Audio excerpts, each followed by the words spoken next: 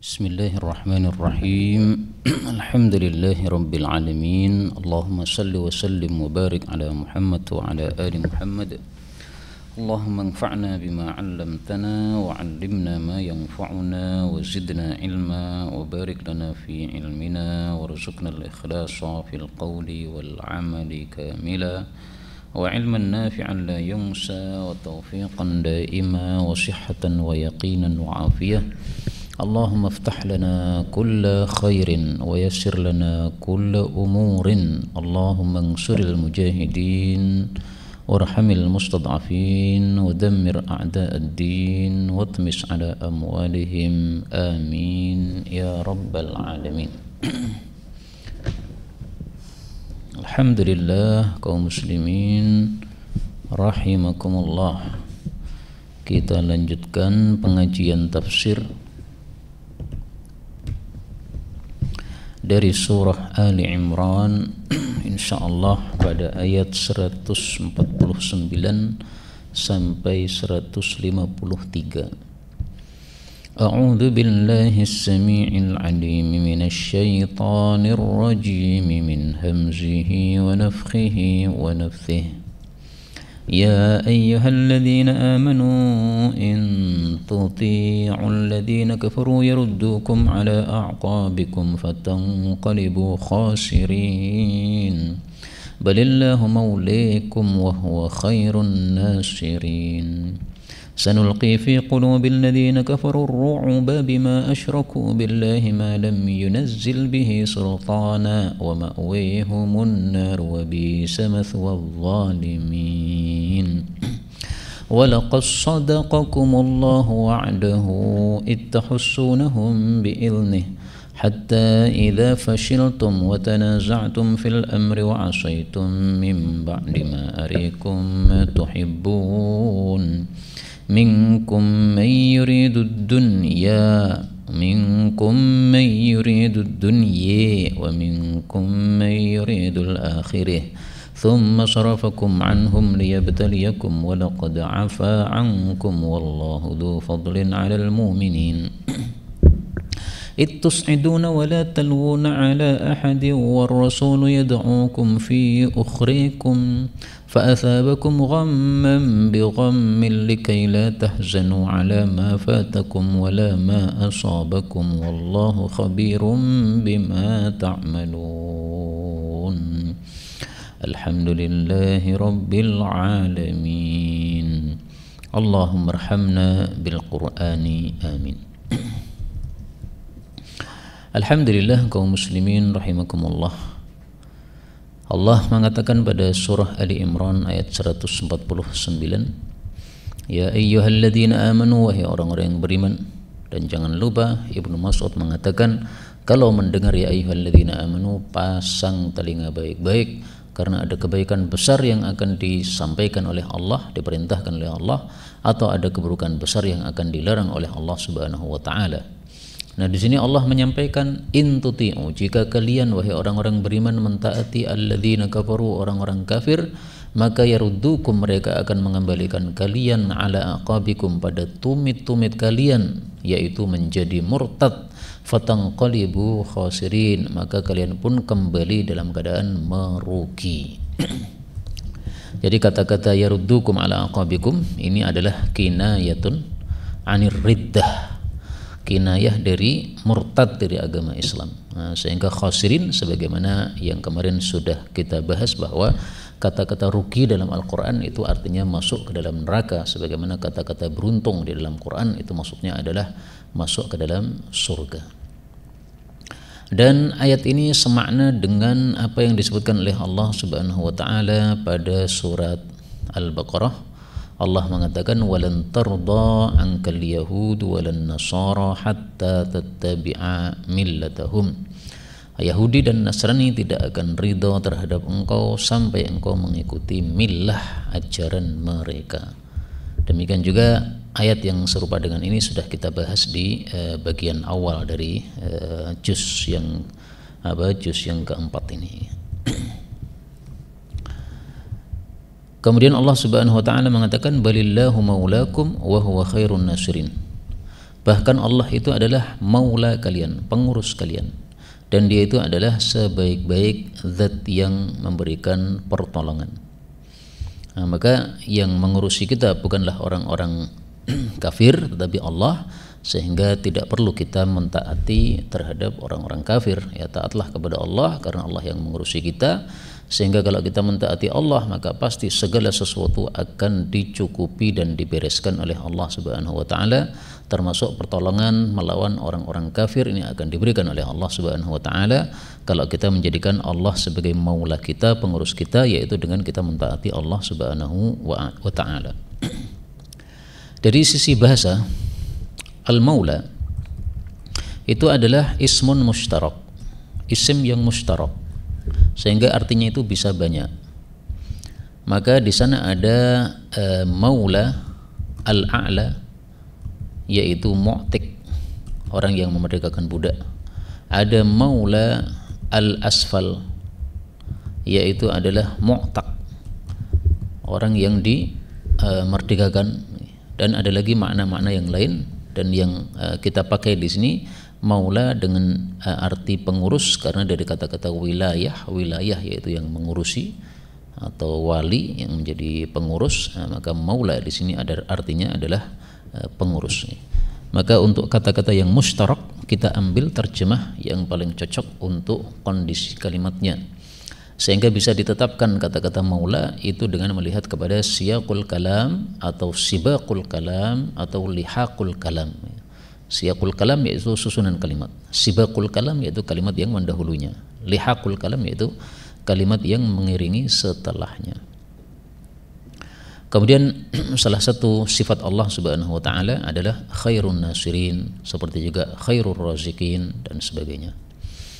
Kemudian Allah Subhanahu wa taala mengatakan sanulqi, kami akan melemparkan, maksudnya memasukkan, fi qulubil ladzina kafaru, pada hatinya orang-orang kafir, ar-ru'ba, rasa takut.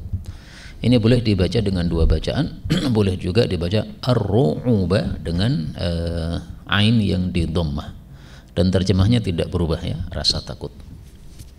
Bima asyraku billahi, dengan sebab mereka itu mensekutukan terhadap Allah, ma lam yunazzil bihi sultana, sesuatu yang Allah tidak turunkan dengannya hujjah.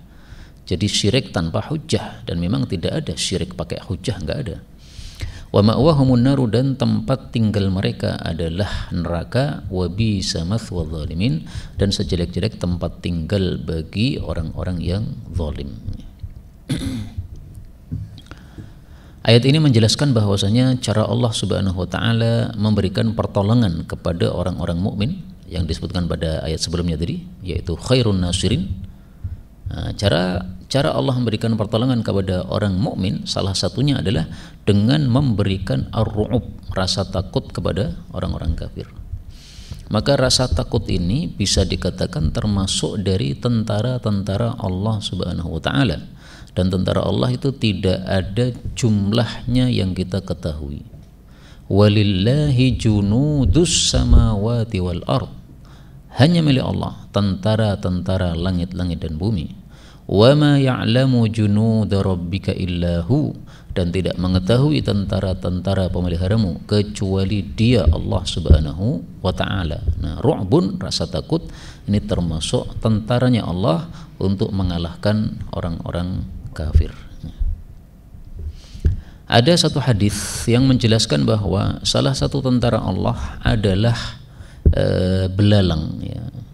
Tetapi hadisnya tidak sahih. Meskipun maknanya bisa sahih, Allah mudah sekali untuk menyerang orang-orang kafir dengan belalang.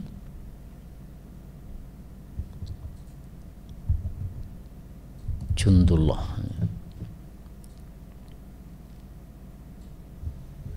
La taqtulul jarada, janganlah kalian membunuh belalang. Fa innahu min jundillahil a'zam, karena belalang itu termasuk tentara Allah yang terbesar. Mohon maaf, ini bukan dhaif, malah kata Syekh Albani hasan. Saya salah ingat ya, saya kira dhaif, ternyata derajatnya adalah hasan, kata Syekh Albani rahimahullahu taala, bahwasanya belalang itu adalah termasuk dari tentara-tentara Allah yang terbesar, kata Nabi sallallahu alaihi wasallam. Kemudian di sini Allah Subhanahu wa taala mengatakan bahwasanya mereka melakukan syirik lam yunazzil bihi sultana. Allah tidak turunkan sultan, hujjah bagi mereka. Nah, sultan ini juga termasuk lafdzul mushtarak ya. Karena sultan bisa juga diartikan kekuasaan ya. Lafdzun mushtarak atau ismun mushtarak. Nah, di sini ada kaidah tafsir dari Ibnu Abbas. Ibnu Abbas mengatakan kullu sultanin fil Qur'ani fahuwa al-hujjah. Setiap kata-kata sultan dalam Al-Quran itu artinya adalah hujjah.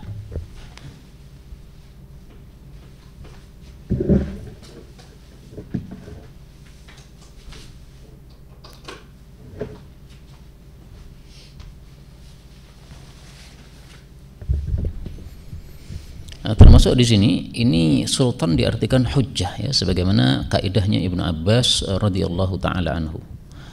Dan ini kata-kata kullu ya, setiap kata-kata ini adalah artinya ini sudah saya kumpulkan dalam satu buku judulnya Al-Kulliyat fil Quran. Nah, nanti silahkan dibaca buku itu, bagus untuk orang-orang yang mempelajari tafsir Al-Quran ya. Bukunya sudah saya upload di internet. Caranya silahkan buka Telegram. Kemudian di Telegram ini ada Kutub Arabiyah lil Indonesiyin, kitab-kitab Arab bagi orang-orang Indonesia. Nah, kemudian nanti di sini diklik pencarian ya. Kemudian di sini tulis saja Al-Kulliyat.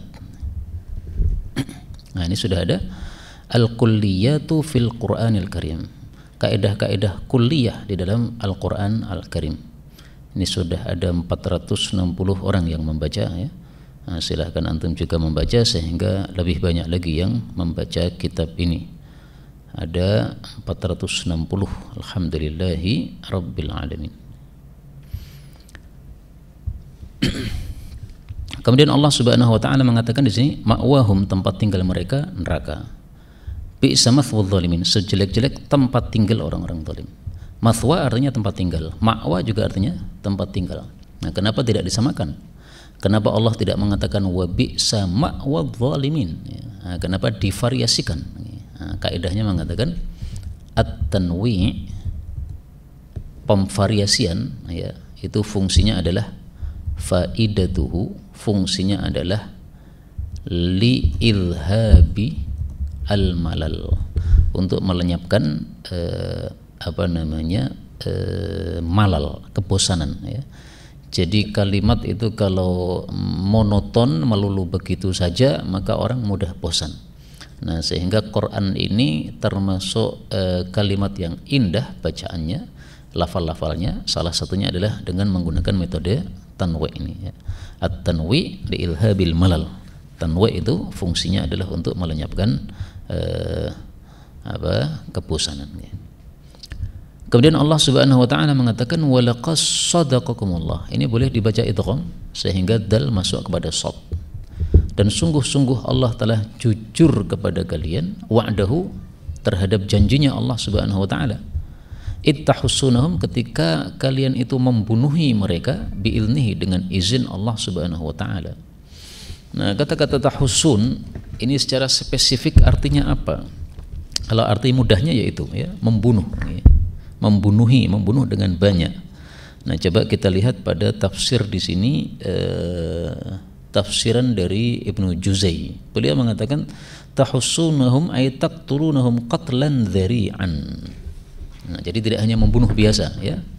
Tahussunahum itu adalah taqtulunahum qatlan dzari'an. Kalian membunuh mereka dengan pembunuhan yang cepat. Maka membunuh itu bermacam-macam ya. Qatlan dzari'an, pembunuhan yang cepat. Dzari'an sama dengan syari'an. Jadi wazannya dan maknanya sama. Dzari', syari'. Ini maksudnya adalah fi awalil amri, di awal-awal perang. Fi awalil amri atau fi awalil qital, di awal-awal perang kalian sudah membunuh mereka. Jadi di awal perang Uhud itu kan kaum muslimin menang dulu. Jadi perang Uhud itu bisa dikatakan awalnya menang, tengahnya kalah, akhirnya menang lagi ya. Nah, di sini Allah bicara tentang ketika menangnya perang Uhud di awal bagian awalnya, yaitu ittahussunahum biilni. Kalian bisa membunuhi mereka dengan izin Allah Subhanahu wa taala. Hatta sehingga idza fashiltum, ketika kalian sudah takut, wa tanaza'tum dan kalian berselisih fil amri dalam urusan, yaitu urusan perang, wa asaitum dan kalian durhaka mim ba'di ma arakum setelah Allah tampakkan kepada kalian ma tuhibbun apa yang kalian sukai, yaitu ghanimah. Maka minkum di antara kalian may yuridud dunya, ada yang menghendaki dunia yaitu ghanimah, wa minkum dan di antara kalian may yuridul akhirah, ada yang menghendaki akhirat. Thumma kemudian sarafakum anhum, Allah memalingkan kalian dari mereka. Untuk apa Allah mengalihkan kalian dari mereka? Liyabtaliyakum, supaya Allah menguji kalian. Walaqad afa ankum, dan sungguh Allah telah memaafkan terhadap kalian. Wallahu dzu fadlin 'alal mu'minin, dan Allah itu memiliki karunia terhadap orang-orang yang beriman. Pelajaran yang paling penting dari ayat ini adalah bahwasanya pertolongan Allah diberikan bagi orang-orang yang mau taat kepada Allah Subhanahu wa taala. Jadi bagi Allah memberikan pertolongan sangat mudah, kasih rasa takut, selesai, orang-orang kafir sudah kalah. Tetapi ketika tidak taat kepada Allah Subhanahu wa taala, maka pertolongan itu dicabut oleh Allah Subhanahu wa taala. Nah, sehingga inti dari ayat-ayat yang kita baca ini adalah kalau engkau ingin mendapatkan pertolongan Allah, taatlah kepada Allah, taatlah kepada Rasulullah. Kalau tidak taat kepada Allah dan Rasulullah, maka Allah akan cabut pertolongannya sehingga kondisinya seperti pada perang Uhud, dikalahkan oleh orang-orang kafir. Nah, tentang rasa takut tadi, ada satu hadis yang sahih bahwasanya Rasul sallallahu alaihi wasallam diberi kelebihan oleh Allah Subhanahu wa taala, yaitu birru'bi masirata syahraini. U'titu khamsan, aku diberi oleh Allah 5 perkara yang tidak diberi kepada seorang nabi-nabi pun sebelum saya. Salah satunya adalah saya ditolong dengan adanya rasa takut pada musuh perjalanan 1 bulan. Artinya Rasulullah belum sampai kepada mereka, masih jauh, sejauh 1 bulan, itu sudah membuat takutnya orang-orang kafir kepada Nabi Sallallahu Alaihi Wasallam. Nah, di sini disebutkan syahrin, 1 bulan, tapi dalam hadis yang lain disebutkan syahraini. Syahraini. Ini riwayat Baihaqi. Wa nusirtu birru'bi min masirati syahraini, dan saya ditolong dengan adanya rasa takut pada musuh-musuh dari perjalanan 2 bulan. Nah, ini oleh sebagian ulama jamak atau dikompromikan bahwasanya 2 bulan ini maksudnya 2 bulan ke depan dan 1 bulan ke depan dan 1 bulan ke belakang. Ya, demikian jamak dari sebagian ulama kita rahimahumullahu taala. Baik, kemudian kita mengambil beberapa faedah dari ayat yang panjang yang kita baca tadi, ayat 152. Faedah yang pertama, sadaqakumullahu wa'dah. Allah telah jujur kepada kalian di dalam janjinya, yaitu bahwasanya Allah Subhanahu wa taala menolong hamba-hambanya yang berperang di jalannya. Dan ini sifat Allah Subhanahu wa taala, bahwa Allah itu tidak akan menyelisihi janji. Banyak sekali ayat-ayat yang menunjukkan hal tersebut. Salah satunya surat Ali Imran ayat 9, innallaha la yukhliful mi'ad. Sesungguhnya Allah Subhanahu wa taala tidak pernah menyelisihi janji. Dan ini juga merupakan sifatnya Nabi Muhammad sallallahu alaihi wasallam. Beliau tidak mau menyelisihi janji, meskipun dengan musuh tetap harus ditunaikan janjinya. Rasulullah bersabda, innila akhisu bil ahdi, saya tidak mau merusak janji, yaitu perjanjian damai dengan musuh. Wala ahbisul burud, dan saya tidak akan menahan barit atau apa? Barit itu adalah utusan musuh, ya. Jadi musuh kadang-kadang mengirim surat. Nah, ngirim surat itu ada utusan yang membawa surat tersebut, karena zaman dulu belum ada WA dan sebagainya, ya. Nah, maka suratnya dibawa oleh orang yang membawa itu namanya barit. Nah, itu oleh Nabi SAW tidak akan dibunuh karena dia datang sebagai tamu, ya, tamu harus dimuliakan, sehingga tidak dibunuh oleh Rasulullah SAW. Nah, maka dari ayat ini, ya, pelajaran yang kita ambil adalah bahwa jujur, shadaqakum itu termasuk sifat Allah Subhanahu wa taala dan termasuk sifat Nabi Muhammad sallallahu alaihi wasallam. Dan para ulama mengatakan Allahu yuhibbu sifatihi wa yuhibbu man ittasafa biha. Allah itu menyukai sifat-sifat Allah dan Allah itu menyukai siapapun yang memakai sifat-sifat Allah Subhanahu wa taala.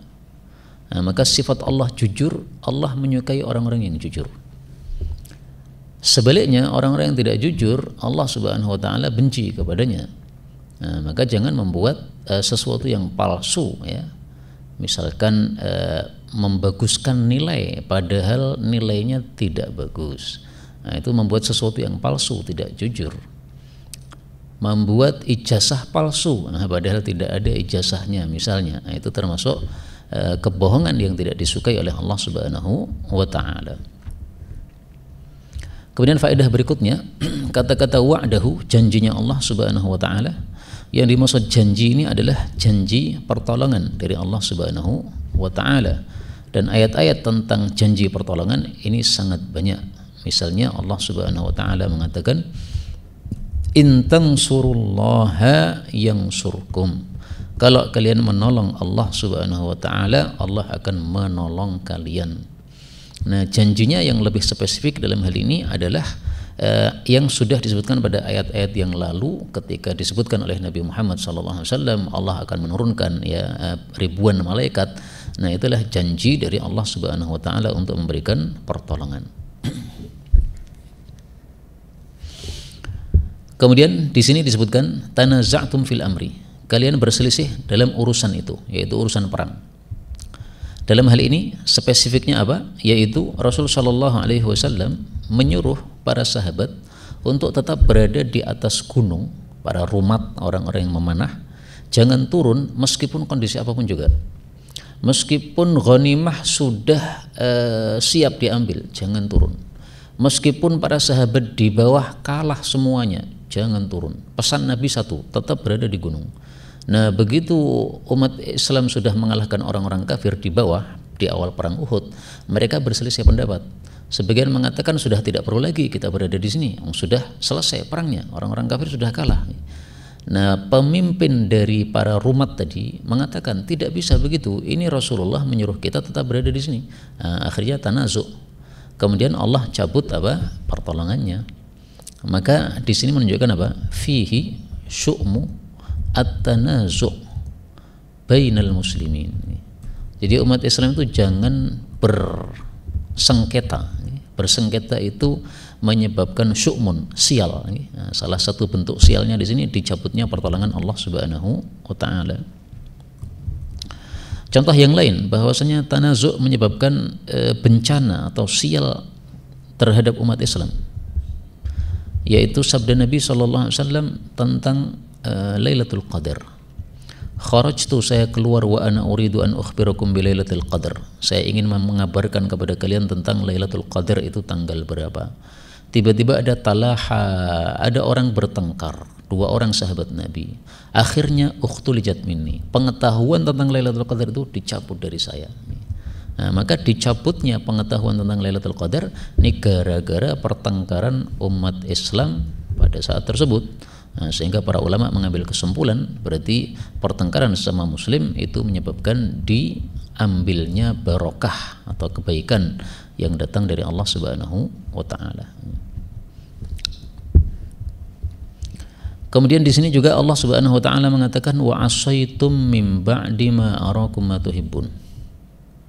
Kalian durhaka, yaitu kepada Nabi Muhammad SAW, sehingga turun dari gunung setelah Allah perlihatkan kepada kalian apa yang kalian suka. Nah, yang apa yang kalian suka maksudnya adalah harta ghanimah. Nah, di sini kita ambil dua pelajaran. Pelajaran yang pertama, bahwasanya durhaka kepada Nabi Muhammad sallallahu alaihi wasallam menyebabkan fitnah muncul, dan ini sudah ditegaskan oleh Allah dalam Al-Qur'an. Falyahdharil ladzina yukhalifuna an amrih. hendaklah waspada orang-orang yang menyelisih perintah Nabi, antusibahum fitnatun au yusibahum adzabun alim, akan menimpa mereka fitnah atau menimpa mereka siksaan yang besar. Nah, maka hati-hati terhadap maksiat kepada Nabi Muhammad sallallahu alaihi wasallam. Demikian juga sabda Nabi sallallahu alaihi wasallam, beliau mengatakan waju'ila dzullu was-sagharu ala man khalafa amri, dan dijadikanlah kerendahan dan kehinaan bagi orang-orang yang menyelisih perintahku. Nah, maka para sahabat Nabi sallallahu alaihi wasallam waktu itu tidak mendapatkan pertolongan Allah gara-gara maksiat atau durhaka kepada Nabi Muhammad sallallahu alaihi wasallam. Kemudian faedah berikutnya, kata-kata ma tuhibbun, apa yang kalian suka, yaitu adalah al-ghanimah. Nah, di sini kita ambil pelajaran bahwa ternyata mencintai harta itu enggak ada masalah, karena Allah menyebutkannya dalam Quran dan tidak melarang. Kalian cinta kan? Nah, cinta harta. Yang dilarang atau cinta yang dilarang itu adalah cinta yang sampai berlebihan. Adapun cinta kepada harta, semua orang diciptakan cinta kepada harta sebagaimana disebutkan oleh Allah Subhanahu wa taala di dalam banyak ayat ya. Misalnya Allah mengatakan wa innahu lihubbil khairi lasyadid. Sesungguhnya manusia itu terhadap mencintai harta itu dahsyat. Mencintainya tidak masalah, tidak dilarang. Yang dilarang adalah dahsyatnya atau berlebihannya ini sampai pelit sehingga tidak mengeluarkan kewajiban. Orang sudah mencapai nisab hartanya tidak keluarkan kewajiban zakatnya, nah itu baru tercela. Makanya syadid di sini ada juga yang mengartikan pelit ya. Wa innahu lihubbil khair, sesungguhnya manusia gara-gara cinta kepada harta lasyadidun, sungguh jadi pelit, tidak mau mengeluarkan sesuatu yang wajib dia keluarkan. Nah, yang dicela itu pelitnya itu ya. Adapun cinta hartanya itu sudah jibilli, itu sudah watak asal manusia semuanya cinta kepada harta. Kemudian Allah Subhanahu wa taala mengatakan ittus'idun, ingatlah ketika kalian itu naik. Ya, mohon maaf. Kalau tas'ad itu naik ya. Kalau tus'id itu bukan naik.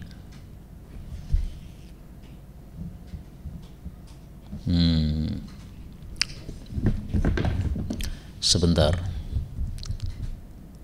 karena ini terlewat bagi saya. Kadang-kadang mutalaah itu tidak sempurna, ada yang terlewat. Perlu kita cek lagi supaya yakin dan tidak ngarang-ngarang. Tus'idun di sini oleh Ibnu Zamanain diartikan ilal jabal, berarti sama ya, naik ke gunung. Apakah ada tafsiran yang lain? Karena seingat saya ada yang membedakan antara tas'ad dengan tus'id. Kalau tas'ad naik ya, kalau tus'id, nah, coba kita lihat di tafsir yang lain.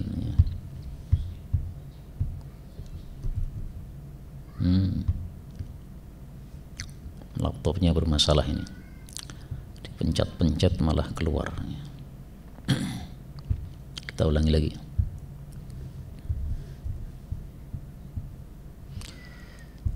Taib, tadi tafsir Ibnu Abi Zamanin. Sekarang kita buka tafsir Haumat. Kelebihan tafsir Haumat ini dia menjelaskan kata-kata sulit. Nah, di sini beliau mengatakan tus'iduna tadhhabuna fil ardi tabta'idun. Nah, ini berbeda ya. Jadi kalau sa'ida yas'adu naik. Tapi kalau as'ada yus'idu itu artinya tadhhabuna fil ardi tabta'idun. Kalian menjauh. Nah, kita pakai tafsiran yang Haumat saja ya, karena adanya pembedaan dari para ulama tentang sa'ida dengan as'ada. Il tus'idun, ingatlah ketika kalian itu menjauh, menjauh maksudnya lari. Wala talwuna, dan kalian tidak menoleh ala ahadin kepada seorang pun, war rasulu, sementara rasul itu yaitu Nabi Muhammad sallallahu alaihi wasallam yad'ukum fi ukhrakum, memanggil kalian di belakang kalian. Memanggil yaitu untuk kembali ke medan perang, jangan lari ya, karena lari dari perang ini termasuk dosa besar. Fa atsabakum, maka Allah pun membalas kepada kalian ghamman, kesedihan, bi ghammin, dengan sebab kesedihan. Apa maksudnya ini? Nah, mari kita bahas nanti. Likaila tahzanu ala ma fatakum, supaya kalian tidak sedih terhadap apa yang sudah menimpa kalian, apa yang sudah terlewat bagi kalian, yaitu harta ghanimah. wala ma asabakum, juga tidak pula apa yang menimpa kalian. Wallahu khabirum bima ta'malun, dan Allah itu maha mengetahui terhadap apapun yang kalian amalkan. Kata-kata ghamman bi ghammin ini ada dua tafsiran. Yang pertama adalah ghamman yusibukum bisababi ghammin adkhaltumuhu ala nabiyyi sallallahu alaihi wasallam. Allah memberikan kepada kalian kesusahan yang menimpa kalian dengan sebab kesusahan yang kalian masukkan kepada Nabi Muhammad sallallahu alaihi wasallam bi'adami ta'atihi. Sehingga di sini terjadi kaidah yang mengatakan apa? Fal jazaa'u min jinsil amal. Maka balasan itu sejenis dengan amal. Kalian membuat susah Nabi Muhammad SAW, maka saya balas kalian dengan kesusahan. Jadi kenapa kalian menjadi susah sehingga kalah dalam perang? Gara-gara kalian juga menyusahkan Nabi Muhammad SAW. Rasulullah itu kalau menyuruh sesuatu berdasarkan wahyu, dan kalau melihat umatnya melakukan, senang beliau. Tapi kalau umatnya tidak melakukan perintah beliau, padahal perintahnya dari wahyu, beliau susah. Nah, maka maksudnya adalah ghamman yang menimpa umat Islam yang tidak taat, bi ghammin dengan sebab kesedihan yang menimpa Nabi Muhammad SAW gara-gara mereka tidak taat kepada Nabi SAW. Boleh juga ghamman muttasilan bi ghammin. Allah memberikan kepada kalian kesedihan, kesusahan yang bersambung dengan kesedihan yang lain. Jadi kesusahan bertumpuk-tumpuk. Nah, kesusahan yang bertumpuk-tumpuk itu tujuannya adalah dua. Satu, likaila tahzanu ala ma fatakum, supaya kalian tidak sedih terhadap ghanimah yang sudah lepas dari kalian. Jadi ketika mereka rebutan ghanimah, ternyata malah diserang oleh orang-orang kafir dari belakang, akhirnya mereka lari kocar-kacir, ghanimahnya jadi nggak keambil. Nah, ketika mereka teringat ghanimah yang tidak jadi keambil akan sedih. Supaya tidak sedih, oleh Allah kasih musibah berikutnya lagi. Nah, musibah berikutnya ini melalaikan musibah yang pertama. Nah, kemudian fungsi yang kedua juga wala ma asabakum, supaya kalian tidak sedih terhadap apa yang sudah menimpa kalian. Jadi supaya tidak sedih terhadap dua, ya, terhadap satu ma fatakum, apa yang melewati kalian yaitu harta ghanimah. Yang kedua adalah supaya tidak sedih terhadap apa yang menimpa kalian. Ini ditafsirkan oleh para ulama bahwasanya kesedihan besar itu melenyapkan kesedihan yang kecil. Nah, kesedihan besar yang dimaksud adalah kabar beritanya Nabi Muhammad, kematiannya Nabi Muhammad SAW. Itu kabar tersebut meskipun bohong itu sudah lebih besar daripada musibah kehilangan ghanimah tadi. Nah, sehingga musibah yang kecil itu akan terlupakan dengan sebab adanya musibah yang lebih besar. Ini yang dapat kita pelajari pada pertemuan kali ini, kaum muslimin rahimani wa rahimakumullah. Ringkasnya, kalau perang hendaklah mentaati aturan sehingga akan diberkahi oleh Allah Subhanahu wa taala. Demikian juga semua aktivitas kita kalau sesuai dengan aturan maka insyaallah akan diberkahi oleh Allah Subhanahu wa taala. Talabul ilmi di pesantren dengan aturan yang baik ditaati insyaallah diberkahi oleh Allah Subhanahu wa taala. Wallahu a'lam bissawab. Walhamdulillahi rabbil alamin.